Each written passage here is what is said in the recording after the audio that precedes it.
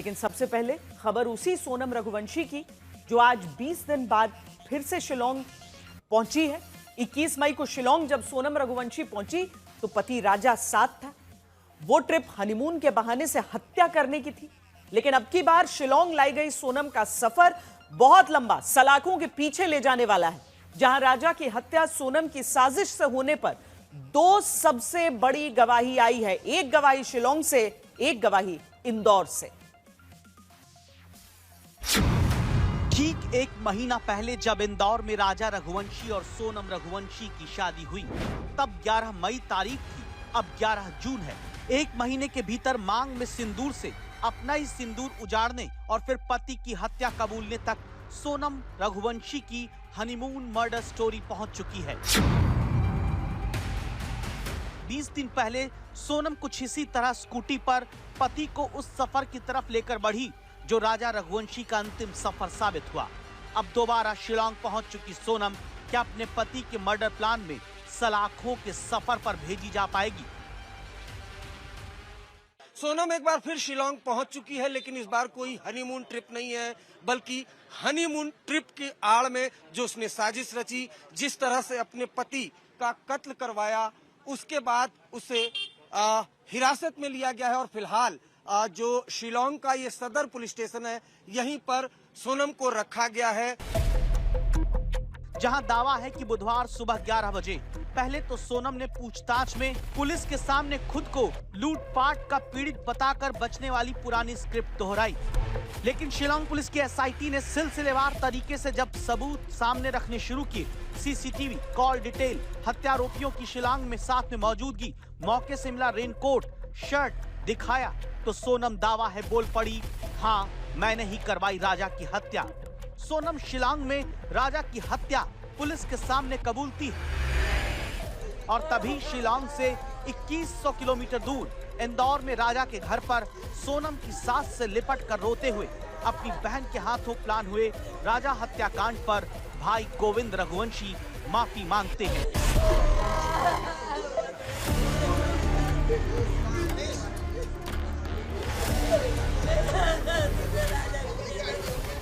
बुधवार दोपहर राजा हत्याकांड में इस वीडियो ने अचानक सबको चौंका दिया। ऐसा इसलिए क्योंकि शायद ही कभी देखा गया हो जहां बेटे को गंवाने वाली मां और बेटे की कातिल बहू का भाई खुद अपने जीजा जी के घर आकर अपनी बहन की करतूत पर माफी मांगने लगा।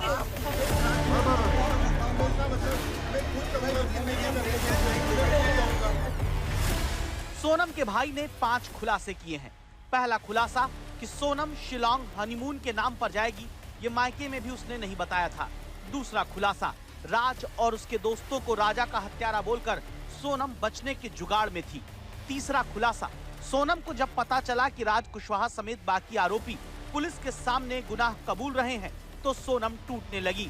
चौथा खुलासा, राज और उसके साथियों का नाम देखकर सोनम के भाई को 100% विश्वास हो गया कि सारी साजिश उसकी बहन की ही बुनी हुई है। पांचवा खुलासा, भाई गोविंद रघुवंशी ने मान लिया कि सोनम के दिमाग की ही सारी साजिश है। मुझे पता ही नहीं चला कि वो शिलोंग गई है, मुझे आसाम गुवाहाटी का पता था और ये चीजें फिर हमने जब बाद में गए हैं जब पता चला कि वो एक्चुअली शिलोंग। ना मैंने उससे पूछा कि सोनम तेरा इसमें हाथ है क्या, तो उसने मम्मी पलट गई, बोलती कि मेरा हाथ नहीं है, वो 3 लड़के ने मारा और मेरे को बेहोश किया गया था।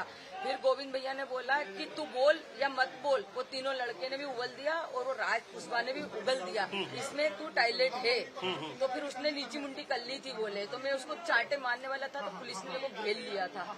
कि गोविंद ये कहा कि जैसे ही बात हुई सोनम से उसने फोन लगाकर विपिन को ये बात कही कि ये माने या ना माने वो हत्यारीन है, ये बात कही थी। विपिन भैया को तुरंत ही पूछा उनने कि मेरे को इसकी बातों से पता चल गया कि इसने हत्या की, क्योंकि मेरी बहन में से निगाह नहीं मिला पा रही थी, क्योंकि बचपन से उनने उसको देखा था गोविंद भैया ने, तो जो वो बात पहले करती थी वैसी बात नहीं करी। जैसे मैंने बोला कि तूने राजा के मर्डर में तो शामिल है, तो पहले तो वो बदल गई कि मैं शामिल नहीं हूँ, और बाद में बोलती कि भैया ने बोला कि वो 3 लड़के जो मर्डर करा वो और वो राज कुशवाहा, तो बोले वो एकदम से बोले घबरा गई। और जो सबूत मिल रहे हैं उस हिसाब से मुझे 100% पता है कि उसी ने ये काम करा है और करवाया गया है पूरा।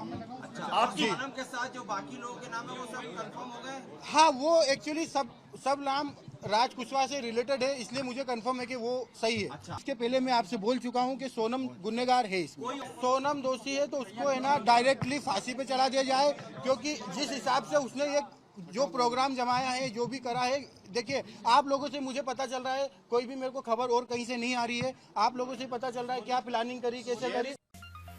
राजा रघुवंशी हत्याकांड पर अब तक का सबसे बड़ा खुलासा आज तक कर रहा है शिलोंग के डीआईजी डेविस एनआर मार्क। आज तक को बताया है कि राजा को मारने के बाद हत्यारों के साथ ही मिलकर सोनम ने राजा के शव को उठाकर खाई में फेंका था। सुनकर यह बात है सिहरन होती है। डीआईजी का दावा है कि जिस पति के साथ शादी को 1 महीने नहीं हुए, उसे 23 मई को पहले हत्यारों से अपनी आंख के सामने ही मारने के लिए सोनम ने कहा, और आरोप है कि इसके बाद खुद ही हत्यारों के साथ मिलकर राजा के शव को खाई तक में फेंकवाया, और फिर एक हत्यारे के साथ स्कूटी पर बैठकर सोनम 10 किलोमीटर दूर तक आई भी। सर, मेरा सबसे पहला सवाल ये है कि जब तीनों अक्यूज्ड ने, कॉन्ट्रैक्ट किलर ने राजा रघुवंशी का मर्डर किया, तो बॉडी को खाई में फेंकने में किन किन का रोल था? देखिए, वो लोग ने जब हम लोग ने इंटरोगेट किया, इनिशियल इंटरोगेशन में वो लोग ने बताया कि वो तीनों, और वो लोग ने राजा का बॉडी को वो लोग ने उठाया, और उसके वो लोग तीनों के साथ सोनम ने भी खुद वो लोग को मदद किया है उसको बॉडी को उठाने में। दूसरा मेरा सबसे बड़ा सवाल है कि मर्डर के वक्त जब मर्डर हो गया उसके बाद सोनम क्या कॉन्ट्रैक्ट किलर के साथ कुछ दूर तक आई थी? नहीं, सोनम हाँ बिल्कुल, वो लोग मर्डर के बाद वो लोग एक जगह थे जिसका नाम है मौकाटॉप, वहाँ तक वो लोग एक साथ आए थे। कॉन्ट्रैक्ट किलर्स के पास वो लोग 2 स्कूटी में आए थे, और दूसरी स्कूटी में सोनम बैठ के, वो तीसरा मतलब 2 लोग एक स्कूटी में बैठे थे, और जो तीसरा जो कॉन्ट्रैक्ट किलर है उसके साथ सोनम बैठ के मौकाटॉप बोल के एक जगह है वहाँ तक वापस आए थे। मेरा जो इम्पोर्टेंट सवाल ये है कि सर, अभी तक के इंटरोगेशन में सोनम और राज ने ये एक्सेप्ट किया है कि उन्होंने क्राइम किया था? हाँ बिल्कुल, वो लोग ने एक्सेप्ट किया कि वो लोग ये क्राइम में वो लोग शामिल थे, वो लोग कॉन्स्पिरेसी में शामिल थे, इतना तो बिल्कुल एक्सेप्ट किया है। क्या वो ब्लेम गेम भी कर रहे हैं कि क्या सोनम एक्सेप्ट नहीं? हाँ, वही देखिए, वो लोग का इंटरोगेशन अलग अलग जगह में हुआ है। लाइक ये राज को तो हम लोग ने इंदौर में पकड़ा था, तो उसका पूछताछ प्रिलिमिनरी इंटरोगेशन जो है वो इंदौर में हुआ। सोनम को मतलब गाजीपुर में पकड़ा गया था, और उसको अभी हम लोग ने जस्ट ब्रीफली कुछ पूछा है, तो जो हम लोग का ब्रीफ इंटरोगेशन में अभी वो ब्लेम गेम चल रहा है कि जैसा कि इसका मास्टर माइंड कौन है, मतलब प्लान किसने बनाया था। तो सोनम बोल रहा है कि राज ने बनाया था, राज बोल रहा है कि सोनम ने बनाया था। वो ऐसा कंट्रोडिक्शन अभी चल रहा है। तो अभी जब लोग को कन्फ्रंट कराएंगे तभी हम लोग को असलियत, सच्चाई हम लोग को पता चलेगा। तो क्या सोनम रघुवंशी के शिलोंग पुलिस के सामने सबूत देखकर टूट जाने से मर्डर मिस्ट्री का हर राज खुल गया? क्या सोनम के भाई के सबके सामने यह कहने से कि हाँ मेरी बहन ने ही साजिश रची, मान लिया जाए कि राजा हत्याकांड में अब कोई सवाल अनसुलझा नहीं रहा? जवाब है नहीं, क्योंकि अभी यह पता करना बाकी है कि सोनम ने गाजीपुर जाकर ही क्यों सरेंडर किया। अभी यह पता चलना बाकी है कि क्या सोनम की साजिश में कुछ किरदार और भी हैं। सोनम का परिवार, सोनम के दोस्त कहते हैं कि राज उसका प्रेमी नहीं था, तो फिर सोनम रघुवंशी ने राज और उसके दोस्तों को कैसे राजा हत्याकांड का हिस्सा बनाया? क्या सोनम ने वाकई ये प्लान भी बनाया था कि अगर हत्यारे नहीं मार पाएंगे तो वो राजा को पहाड़ी से धक्का देकर मार देगी? सोनम का मकसद राजा को मारकर राज से शादी का था, या फिर ऐसा कोई प्लान था जो अब तक सामने ही नहीं आया है? इन सवालों के जवाब अब शिलोंग पुलिस निश्चित तौर पर पता करेगी, क्योंकि पुलिस को सोनम समेत 5 आरोपियों की 8 दिन की रिमांड मिल चुकी है। जिस तरह इंदौर में सोनम रघुवंशी की तलाश होने तक उसकी खोज के पोस्टर को अब उसकी हकीकत सामने आने के बाद लोग गुस्से में फाड़ दे रहे हैं। सोनम रघुवंशी के पोस्टर जलाए जा रहे हैं।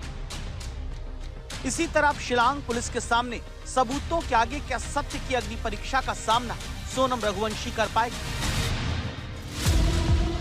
सोनम रघुवंशी ने वो काम किया जहां परिवार अब बेटी की करतूत की वजह से ताला बंद करके इंदौर में घर छोड़ चुका है।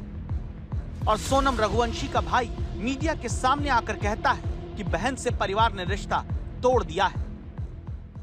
आपको क्यों लगा कि सोनम ने हत्या की है? आप जब उससे पहली बार मिले, आपकी मुलाकात हुई, तो आपको क्यों ऐसी फीलिंग आई कि उसने ही हत्या की है? वो मुझे ऐसे पता चल रहा है कि जब ये लिंक सोनम से रिलेटेड होकर राज कुशवाहा के पास गया और राज कुशवाहा से उसके दोस्त गिरफ्तार हो रहे हैं, मुझे मीडिया के थ्रू ही सब पता चल रहा है और मैं क्लियर हो गया कि वहाँ पे इसी का सपोर्ट होगा जब ये चीजें होंगी। उससे रिश्ता हमने तोड़ दिया है और इस परिवार का हिस्सा मैं हूँ और आज से सभी चीजें मैं करूँगा उसके खिलाफ, क्योंकि राजा मेरा बहुत प्रिय था। यानी अब सोनम के पास न पति है, न प्रेमी, न ससुराल का साथ, न मायके का साथ। और ऐसा इसलिए क्योंकि सोनम के खिलाफ मजबूत सबूत लेकर शिलांग पुलिस पूछताछ कर रही है, जिसके सामने सोनम एक एक करके गुनाह कबूलने लगी है।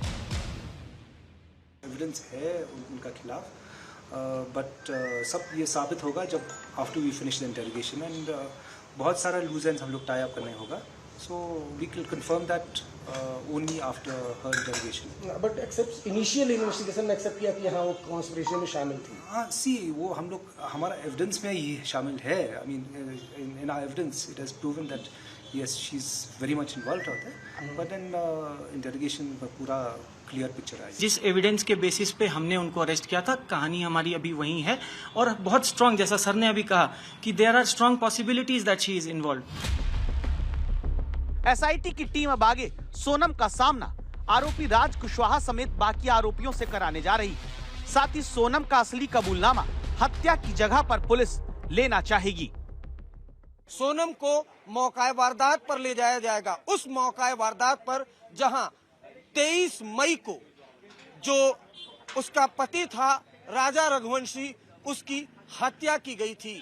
जांच में पता चला है कि आरोपियों को सोनम ने ही कहा था कि मारो, और उसके बाद तीनों आरोपी राजा रघुवंशी पर ताबड़तोड़ वार शुरू कर देते हैं। मुझे ऐसे पता चल रहा है कि जब ये लिंक सोनम से रिलेटेड होकर राज कुशवाहा के पास गया और राज कुशवाहा से उसके दोस्त गिरफ्तार हो रहे हैं, मुझे मीडिया के थ्रू ही सब पता चल रहा है और मैं क्लियर हो गया कि वहाँ पे इसी का सपोर्ट होगा। सब कुछ क्या सोनम रघुवंशी ने अकेले ही कर डाला, या फिर सोनम, राज कुशवाहा, विशाल, आकाश, आनंद के अलावा कोई और भी है जो इस हत्याकांड में अब भी पर्दे के पीछे है? उससे अगर कड़ी पूछताछ होगी सोनम से तो आगे का राज और खुलेगा, इसमें और ही मिले होंगे ये और भी लोग कि एक लेडीज इतना वो नहीं कर सकती है। आज मैं साला किसी जाऊँगा मारने जगह चाचा को सोचूंगा कि इसको मारो, मैं डरूंगा, अरे मैं अकेले कैसे पर रहूँगा। वो अकेला जब इतना गेम चला सकती है तो समझ लो फिर उसके आगे पीछे और कोई होंगे। ये 5 लोग नहीं है, ये कोई बड़ी गैंग है। उस लड़की में कितनी हिम्मत है कि वो इंदौर आके भी चली गई।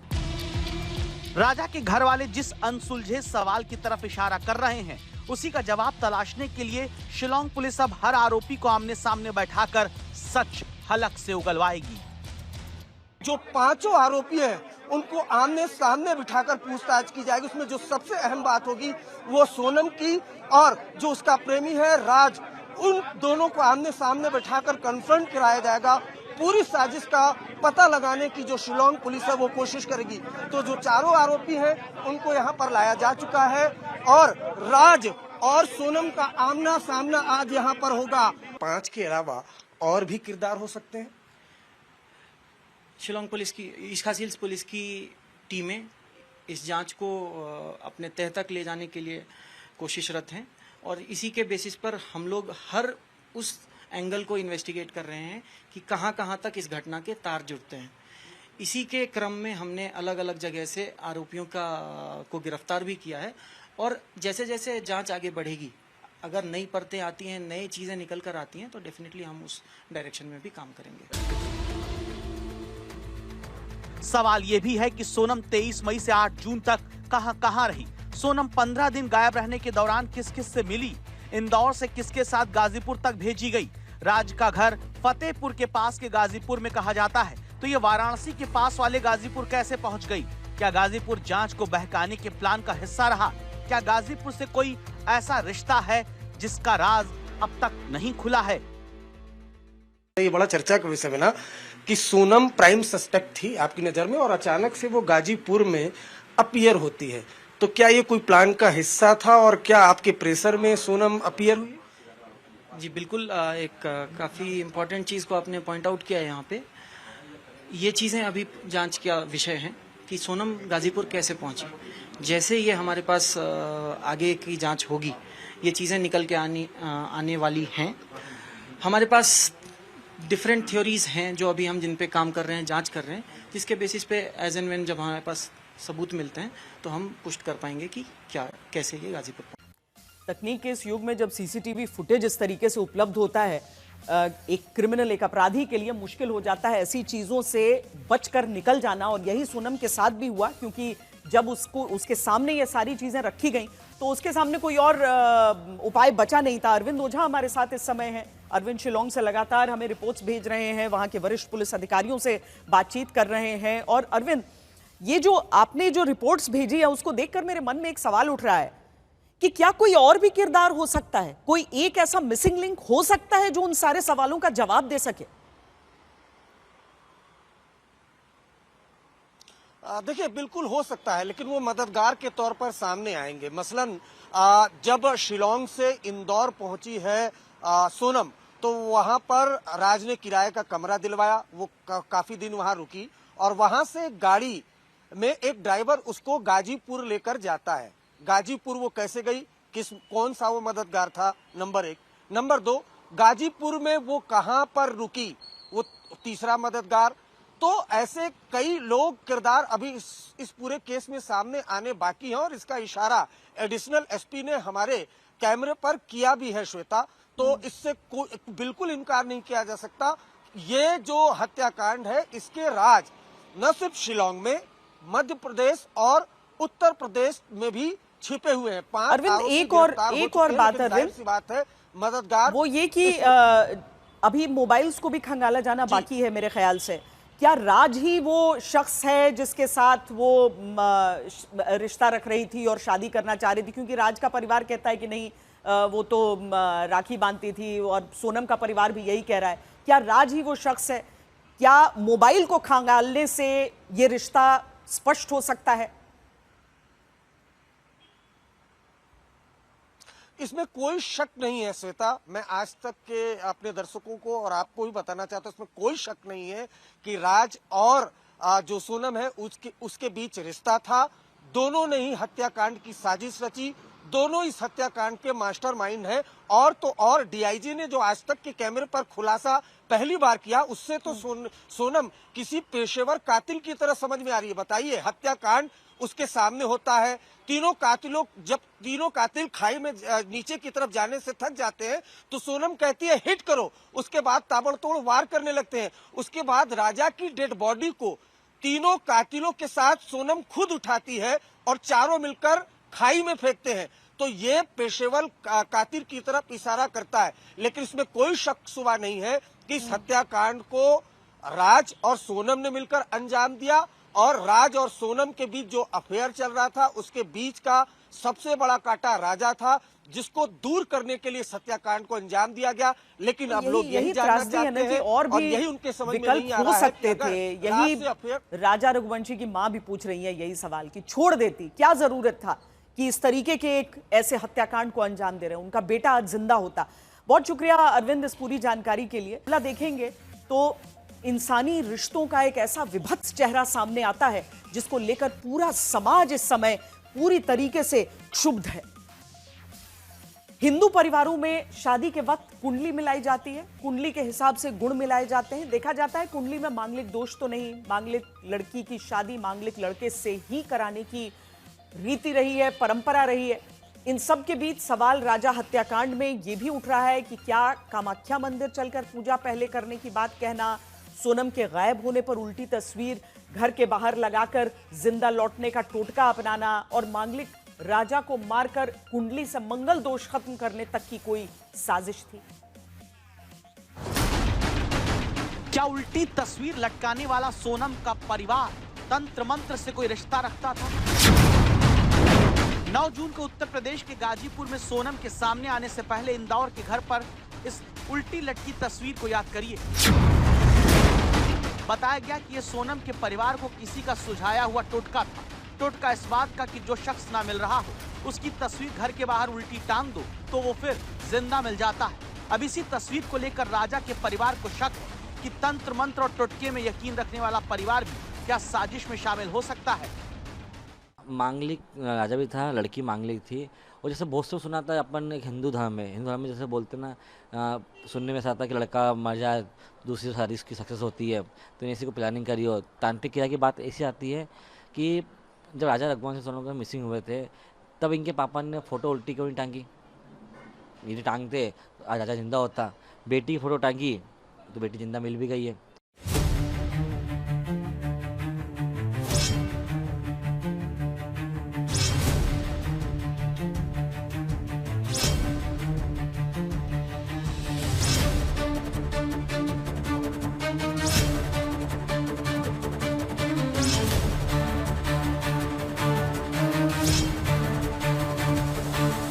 हनीमून हत्याकांड में जैसे जैसे खुलासे हो रहे हैं, कई नई परत खुलती है।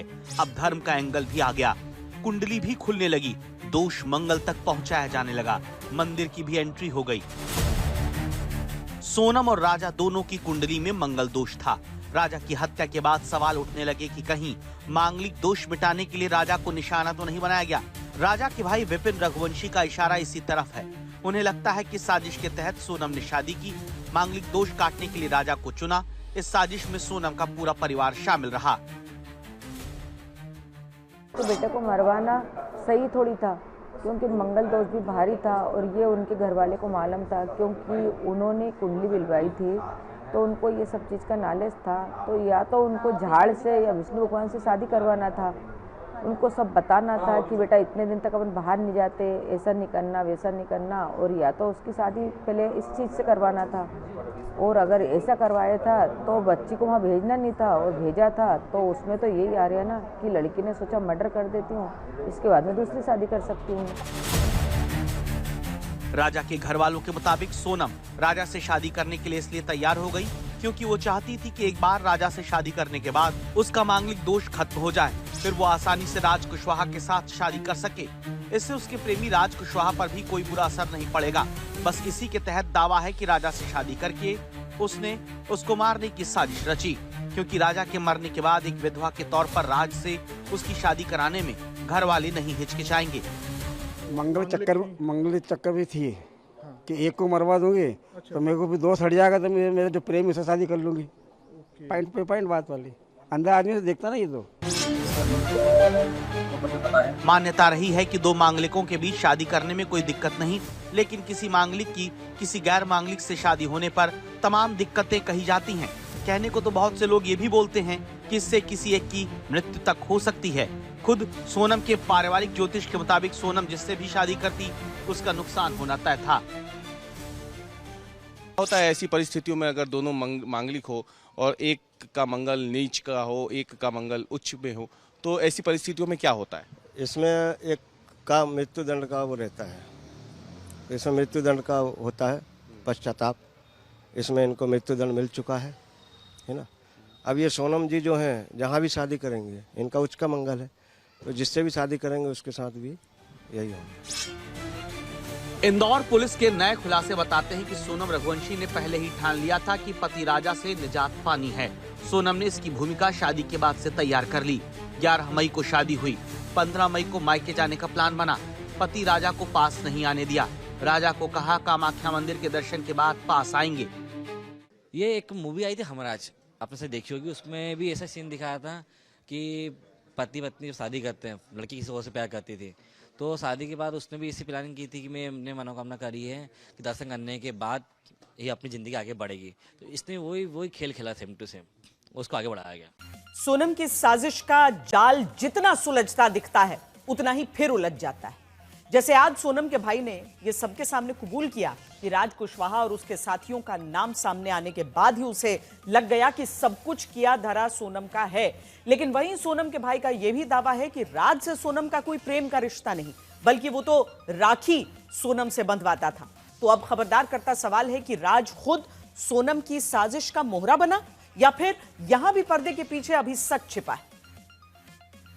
वो परमानेंटली हमेशा 24 घंटे सिर्फ दीदी दीदी बोलता था। ये कि उसके राज के जो घर वाले हैं, उसकी बहन माँ वगैरह, वो भी यही बयान दे रहे हैं, शायद मैंने जो मीडिया में सुना है, तो दीदी ही बोलता था। और दूसरा, राखी बांधते थे ये 3 साल से, और मेरे खुद घर में हम दोनों साथ में बैठ के राखी बंधवाई है। क्या सोनम का पहले से कोई अफेयर था, आपको मालूम था? ऐसा नहीं, कोई अफेयर नहीं था। इन दोनों की, राज कुशवाहा और सोनम रघुवंशी दोनों राखी एक दूसरे को बांधते थे। और राज कुशवाहा मेरे यहाँ पे एम्प्लॉय था, काम करता था पिछले 2-3 साल से, बस इतना ही पता है। संपर्क में होगी, क्योंकि एजा एम्प्लॉय भी संपर्क में थी, और बाद में मुझे उसका आइडिया नहीं है, उसका मुझे कोई आइडिया नहीं है। राजा रघुवंशी हत्याकांड में अब राजा के घर वाले एक नया दावा कर रहे हैं। राजा के भाई का दावा है कि सोनम ने शिलोंग का प्लान संभव है इसीलिए बनाया क्योंकि राजा को ट्रैकिंग करना पसंद रहा है। राजा के शौक का सहारा लेकर दावा है कि शिलोंग चलने का प्लान सोनम ने बनाया।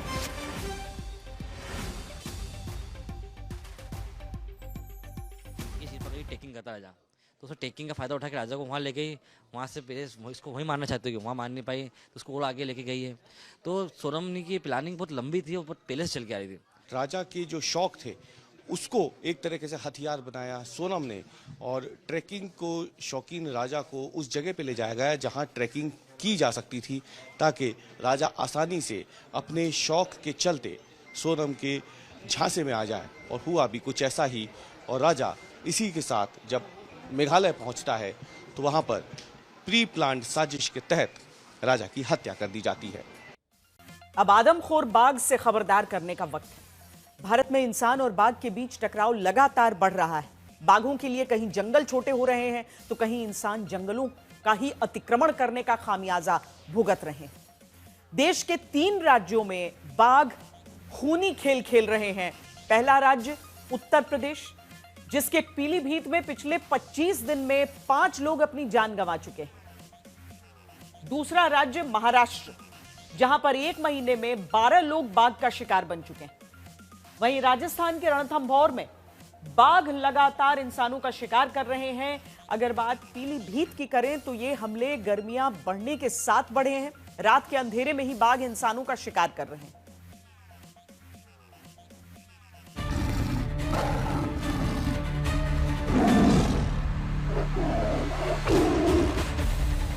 उत्तर प्रदेश के पीलीभीत का टाइगर रिजर्व, जो हाल ही में एक साथ 7 बाघों के दीदार की वजह से चर्चा में आया, लेकिन सैलानियों को रोमांच देने वाले बाघ पीलीभीत पे खौफ का दूसरा नाम बन गए हैं।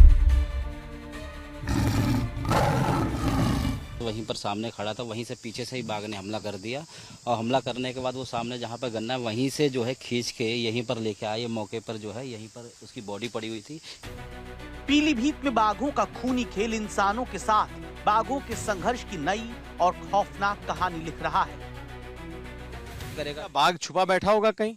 हाँ, यहीं पर जब उस दिन जिसको मुकेश को मारने के बाद में यहीं पर 100 मीटर दूरी पर सामने जहाँ पर अभी जाल लगा हुआ है तो यहीं पर बैठा रहता है, और अभी भी इधर बैठा है।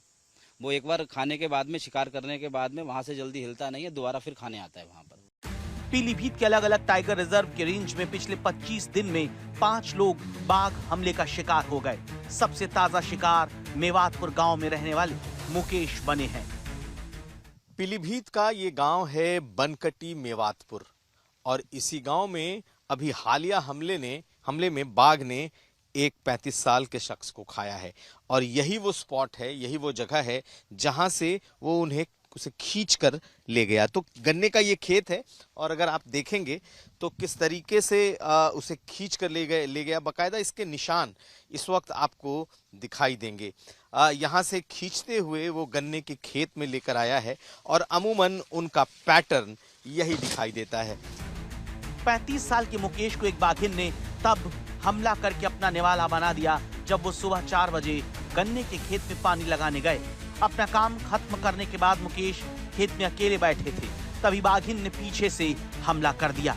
उनके हाथों में टॉर्च और फावड़ा होने के बावजूद बाघिन मुकेश को खींचकर गन्ने के खेत में ले गई और मार दिया।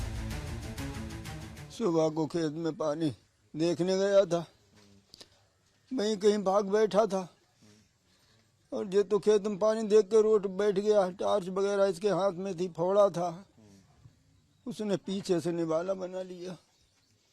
जब लोग लैट्रीन वगैरह गए गांव के तो हमें पता लगा तो हम भी भागते गए, बॉडी ही मिली है। पीलीभीत में बाघों के आदमखोर होने की इस कहानी के कई खास पहलू हैं, जैसे गर्मी बढ़ने के बाद अचानक पीलीभीत में बाघ के हमले बढ़ जाना, गन्ने के खेतों से बाघों का एक अनोखा रिश्ता है। ये सारे हमले रात के अंधेरे में हो रहे हैं और इतने हमले करने के बावजूद बाघ पकड़ में नहीं आ रहे। और रात दिन हम मॉनिटरिंग कर रहे हैं, 2 दिन से कोई लोकेशन नहीं मिली मुझे।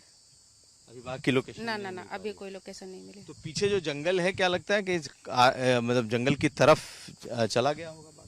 हो सकता है, जा भी सकता है, क्योंकि पीछे पड़ोस में ही जंगल है, तो हो सकता है चला गया हो।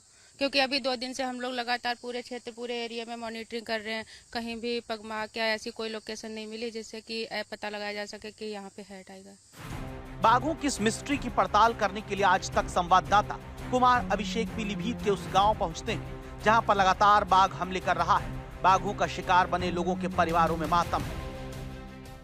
पीलीभीत के टाइगर रिजर्व के आसपास के इलाके हैं जहां पर गन्ने के खेत हैं और ज्यादातर बाघ इन्हीं गन्ने के खेतों में पले बढ़े हैं, इसलिए इन्हें गन्ने का बाघ भी कहा जाता है। जो सबसे हालिया उदाहरण है वो 35 साल के एक लड़के का है, जिसे बाघ ने अभी 2 दिन पहले अपना निवाला बनाया था। इसी गांव का रहने वाला और यही उसका खेत है। जब रात को पानी देने पहुंचा तो फिर बाघ ने घात लगाकर उस पर हमला किया और यहीं से दबोचकर उसे खेत में ले गया। पीलीभीत में 14 मई से बाघ के हमले लगातार हो रहे हैं। इसकी एक बड़ी वजह पीलीभीत टाइगर रिजर्व में बाघों की संख्या में आई बेतहाशा वृद्धि है। पिछले टाइगर सेंसस के मुताबिक पीलीभीत के अलग अलग टाइगर रेंज में कुल 72 बाघ हैं, जबकि पीलीभीत के जंगल के घनत्व, टोपोग्राफी और डेमोग्राफी के मुताबिक इसमें 42 से ज्यादा बाघ नहीं रह सकते। यहाँ पर बाघ के हमले के निशान, जिसमें उस शख्स को खाया है, उसके खून के निशान, और साथ साथ यही वो गलियारा है जिसके भीतर उसे खींच कर ले गया। तो यहाँ पर बाघ एनिमल कॉन्फ्लिक्ट इन दिनों काफी बढ़ चुका है और इसकी वजह यह है कि जो इंसानी बस्तियां हैं, जो इंसानी खेत हैं, वो बिल्कुल इस टाइगर रिजर्व से सटे हुए हैं। तो पीलीभीत में गर्मियों में हमले इसलिए बढ़ गए क्योंकि किसान दिन के बजाय रात के खेतों में पानी लगाने जाते हैं, जहां गन्ने के खेतों में छिपे बाघों के लिए हमला करना आसान होता है। क्योंकि तार फेंसिंग तो है नहीं, कुछ जगह लगाई गई है, जब तार फेंसिंग नहीं है तो खेतों में आने के लिए बाघ मजबूर होता है। यहाँ पर 70 से प्लस बाघ हैं और यानी कि इस क्षेत्र में, ये पूरे क्षेत्र यहाँ से लेके पूरमपुर, सेरामऊ, हजार तक बाघ हैं और जो हिंसक इसमें हो गए, गर्मी की वजह से हो गए, पानी की जरूरत उनको भी है और इसमें जो गन्ने की आप फसल देख रहे हैं बराबर की हो गई है। तो जब वो जंगल से निकलते हैं तो वो देख नहीं पाते कि वो कहाँ चल रहे हैं और रात में अंधेरे में वो गन्ने खेत में प्रवेश कर जाते हैं और ये उनका फेवरेट होता है, फिर इससे निकलते नहीं है वो, कि उनके हर तरीके से उनको सुकून मिलता है, आराम मिलता है यहाँ पर।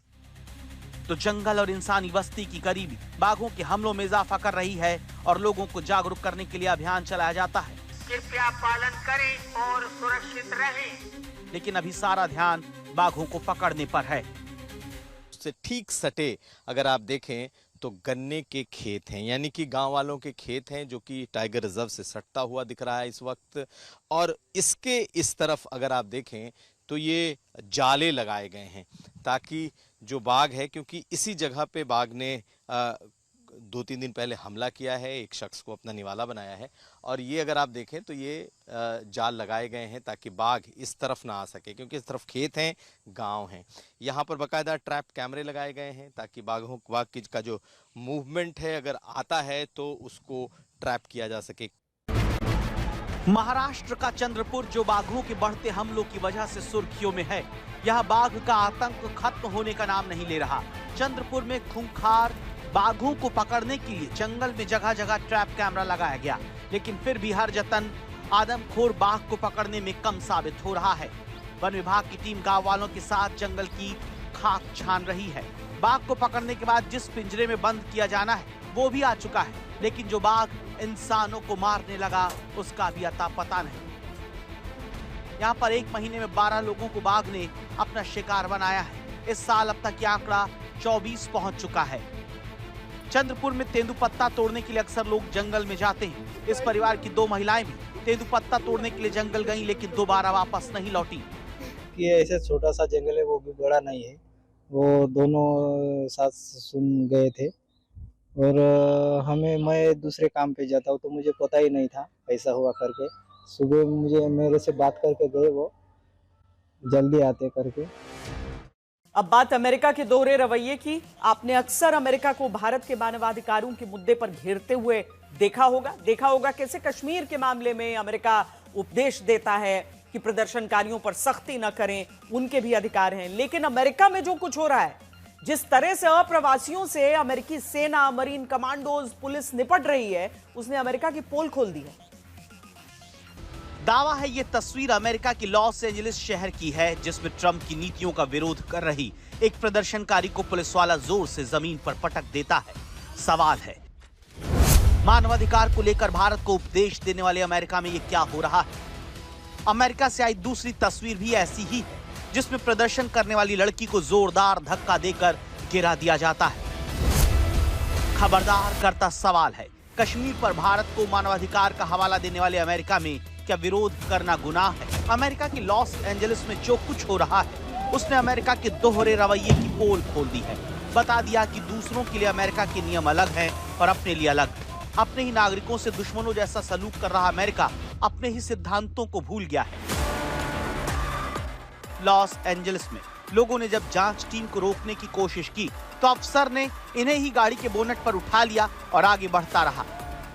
लॉस एंजलिस में प्रदर्शनकारियों पर हो रही इस सख्ती पर अमेरिकी सरकार चुप है और डोनाल्ड ट्रंप ने विरोध की हर आवाज को दबाने, कुचलने की ठान ली है। सोचिए, इस तरह की तस्वीरें भारत से अगर कहीं आ जाती तो अमेरिकी सरकार चिंता में घुल जाती और शांतिपूर्ण प्रदर्शन के हक की बात उठाती, नियम कायदे बताती। लेकिन अमेरिका में ये सारे नियम और चिंताएं भुला दी गईं। प्रदर्शनकारियों को अमेरिका में छतों तक पर निशाना बनाया जा रहा है। अमेरिका में ट्रंप की नीतियों के खिलाफ होते इस प्रदर्शन में जो भी आवाज उठाने की हिमाकत करता है, उसके मुंह पर रबड़ की गोली मार दी जाती है। अमेरिका में जो कुछ हो रहा है वो अप्रत्याशित है, क्योंकि पहली बार अवैध अप्रवासियों को बाहर निकालने के फैसले ने अमेरिका को हिंसा की चपेट में ले लिया है। ये विरोध इतना ज्यादा गहरा हो गया कि अब प्रवासी सीधे सीधे अमेरिका को चुनौती दे रहे हैं। This is our city, and this was Mexico. You can't get this out of the land that was ours. Los Angeles शहर कैलिफोर्निया राज्य में आता है। अमेरिका के इस प्रांत की सीमाएं मैक्सिको से सटी हैं। मैक्सिको के जरिए बड़ी तादाद में अवैध प्रवासी यहाँ पहुँचते हैं। यही कारण है कि जब छापेमारी की गई, हंगामा हुआ, पुलिस अप्रवासी लोगों पर गोलीबारी करने से भी नहीं चूकी। अमेरिका के लॉस एंजलिस में 5 दिन से जारी प्रदर्शन के कारण शाम 6 बजे के बाद कर्फ्यू लगा दिया गया है। लॉस एंजलिस की मेयर कैरन बेस इमरजेंसी की घोषणा की है। ये प्रदर्शन अमेरिका के 12 राज्यों के 25 शहरों तक फैल चुका है। San Francisco, Dallas, Austin, Texas और न्यूयॉर्क जैसे शहरों तक प्रदर्शन हो रहा है। नौबत आ चुकी है कि ट्रंप समर्थकों को प्रदर्शनकारी घेर रहे हैं। कहासुनी करते देखे जा सकते हैं। डोनाल्ड ट्रंप की अकड़ और नीतियों ने अमेरिका को पहले से कई गुना ज्यादा बांट दिया है। पहले उन्होंने बिना कैलिफोर्निया के गवर्नर की अनुमति लिए सेना भेज दी, फिर मरीन कमांडो तैनात कर दिए। कैलिफोर्निया के गवर्नर को भला बुरा कहा, उन्हें गिरफ्तार तक करने की बात कही। वहीं ट्रंप की दादागिरी के खिलाफ कैलिफोर्निया के गवर्नर अदालत चले गए। कहा कि राष्ट्रपति डोनाल्ड ट्रंप लॉस एंजलिस में एक सैन्य जाल बिछा रहे हैं। लेकिन ट्रंप अड़ गए हैं, धमकी देते हैं कि अगर विरोधी पीछे नहीं हटे तो वो जेल में सड़ा देंगे। डोनाल्ड ट्रंप की वापसी के बाद से अमेरिका में इस तरह के हंगामे की आशंका थी, लेकिन डोनाल्ड ट्रंप जो कर रहे हैं उसने अमेरिका को बुरी तरह से अब बांट दिया है। अमेरिका का ये दोहरा रवैया आतंक को लेकर भी है। ताजा खबर ये है कि अमेरिकी जनरल ने कहा, आतंकवाद के खिलाफ जंग में पाकिस्तान एक अभूतपूर्व साथी रहा है। अमेरिकी central command chief general Michael कुरिया ने यह बातें कही, जोर दिया कि अमेरिका को भारत और पाकिस्तान दोनों के साथ रिश्ते रखने चाहिए। ताकि पोल खुल रही है, आतंकवाद की तरह मानवाधिकार के मोर्चे पर भी अमेरिकी बातें फिजूल साबित हो रही हैं। अमेरिका में ट्रंप की नीतियों के विरोधी हर जगह हैं, जिसमें सेना भी शामिल है। सवाल यह है कि ट्रंप का यह विरोध कितना आगे तक जा सकता है। क्या डोनाल्ड ट्रंप ने अमेरिकी समाज, राजनीति, यहाँ तक कि अमेरिकी सेना तक को बांट दिया है? अमेरिका जल रहा है और ट्रंप रुकने को तैयार नहीं है। अब प्रवासियों को देश से बाहर निकालने की ट्रंप की सनक अमेरिका को भारी पड़ रही है। अमेरिका के एक बड़े राज्य का गवर्नर खुलेआम कहता है कि ट्रंप की नीतियों से अमेरिका में लोकतंत्र खतरे में है और देश का संघीय ढांचा कमजोर हो रहा है। डोनाल्ड ट्रंप जिस तरह से अमेरिका को अपने हिसाब से चला रहे हैं, उसने पहले ही अमेरिकी लोकतंत्र की चमक को फीका कर दिया, लेकिन उनकी अब प्रवासियों को लेकर नीति सवालों में है, जिससे अमेरिका में ऐसा बवाल मचा जिससे आम अमेरिकी मुश्किल में है। अमेरिका अपने शहरों में दंगे और लूटपाट देख रहा है। आपके सामने अमेरिका में एप्पल स्टोर में हो रही लूटपाट की तस्वीरें हैं, जिसमें लोग स्टोर में लूट के बाद भागते दिखते हैं। उन्हें रोकने वाला कोई नहीं दिखा। इसने अमेरिका के एक बड़े शहर में कानून व्यवस्था की पोल खोल कर रख दी। तस्वीर में साफ दिखता है किस तरह से प्रदर्शनकारी स्टोर के अंदर लूटपाट कर रहे हैं। इस तरह अमेरिका इस वक्त रणभूमि में तब्दील हो चुका है, जहां हर जगह विरोध और गुस्सा है। लेकिन इससे ट्रंप को कोई फर्क नहीं पड़ रहा और वो अब प्रवासियों को सबक सिखाने से पहले पीछे नहीं हटना चाहते। अब प्रवासियों के खिलाफ कार्रवाई का विरोध अमेरिका के कई राज्यों और उनके शहरों तक फैल चुका है।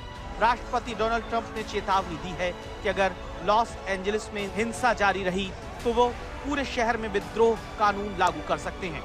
ये कानून सरकार को हिंसा रोकने के लिए सैन्य बल का इस्तेमाल करने की इजाजत देता है। ट्रंप ने कहा कि पिछले 2 दिन से हालात बेहद बिगड़ रहे हैं। अगर बगावत हुई तो मैं जरूर विद्रोह कानून लागू करूंगा। ट्रंप का सारा फोकस अभी 14 तारीख को अमेरिका में होने जा रही सैन्य परेड पर है। इसलिए वो कह रहे हैं कि अगर कोई प्रदर्शन करता है तो उसे सेना का सामना करना पड़ेगा। 14 जून को अमेरिकी सेना की 250वीं वर्षगांठ और ट्रंप का 79वां जन्मदिन भी है। ट्रंप की रिपब्लिकन पार्टी ने लॉस एंजलिस में प्रदर्शनों को लेकर डेमोक्रेट नेताओं और चीन पर गंभीर आरोप लगाए हैं। रिपब्लिकन सांसद बिल एस्ली ने एक पोस्ट में लिखा कि इन प्रदर्शनों की फंडिंग डेमोक्रेट समर्थित संगठन और चीनी कम्युनिस्ट पार्टी से जुड़ी संस्थाओं की तरफ से किया जा रहा है। लॉस एंजलिस में 6-7 जून को सरकार ने अवैध अप्रवासियों के खिलाफ एक अभियान चलाया। इसी का विरोध हो रहा है। लॉस एंजलिस में अमेरिका के सबसे अमीर और ताकतवर लोग रहते हैं, लेकिन ये शहर इन दिनों जल रहा है।